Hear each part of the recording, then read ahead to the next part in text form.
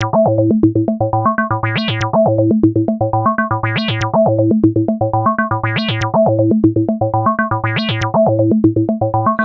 are wrapping up for Ares 11, probably about a couple weeks from finishing up and putting the sound effects and visual effects in. And it's been about a year since I've done one of these director's logs. My intention was to do one at various stages of post-production, but post-production process has been pretty intensive, so I haven't really been pretty neglectful. I apologize. Anyway, movie's almost finishing up, and next up is putting in the special effects. The cottage back here is turned into a kind of model shop. Initially it was the fortress of post-production solitude. Now it's just a place that we're tearing apart as we make a huge mess back here to do the model. Here's the model as it is, if you want to pan over, kind of show. This is called, what we have here is a pressure cleaner water tank that's been turned upside down with various pieces thrown on. If you pan over to these over here, this is just two cups, plastic cups that have been bolted to the back, and then up front we have, I'll show you that in a second. Anyway, this is called greebling, and what it is you take your, it adds surface detail to your model to give it a sense of scale and complexity. And basically what we did is we purchased about a half a dozen or more model tanks, and kind of took the pieces from that and broke it up into tiny pieces, and then glued those to the surface of the model. And right now it just looks like this hodgepodge of pieces. But what happens is when you paint it all one color, what you get is a pretty detailed model. And this is how the Millennium Falcon and all the models in Star Wars and around that era were made.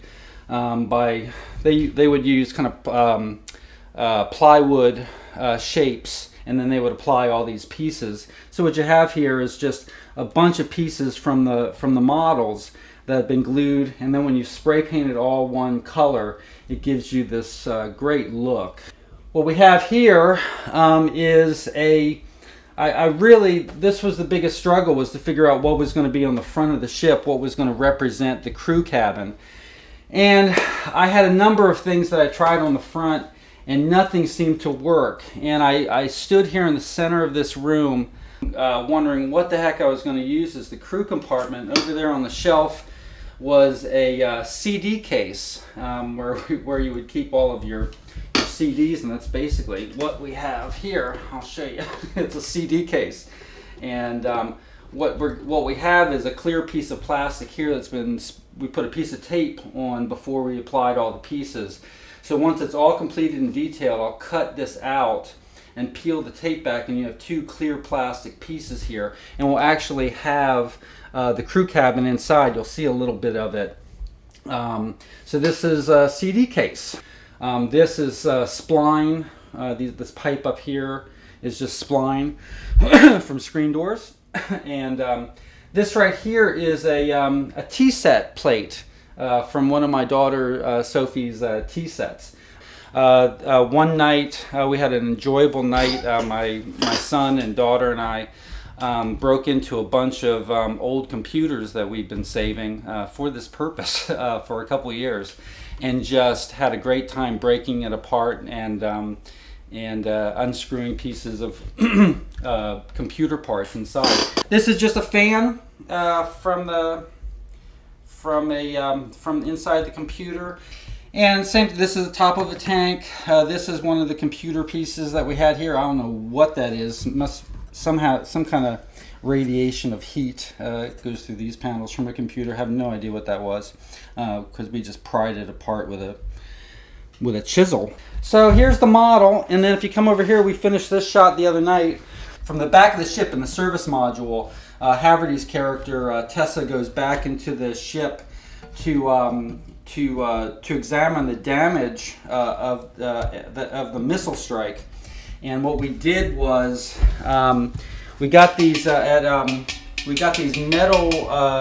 compressor tanks from Blastoff Incorporated. They're just metal compressor tanks. And so we spray painted those, and Jack Lawson did some work on it by cutting it apart. Or Nat Raymond did some work by kind of prying this apart for us. And what we had here is just this is where the compressor would actually go. This was just a plate that the compressor motor would go into, and this is where the belt would go, but I just felt that this gives it a nice sense of scale. It looks like a door. And then these pieces are from the model tanks. This is, you know, a muffler and all these things. Then we just kind of dust it. And then this right here is a piece of clear plastic that we lit from behind with an iPhone.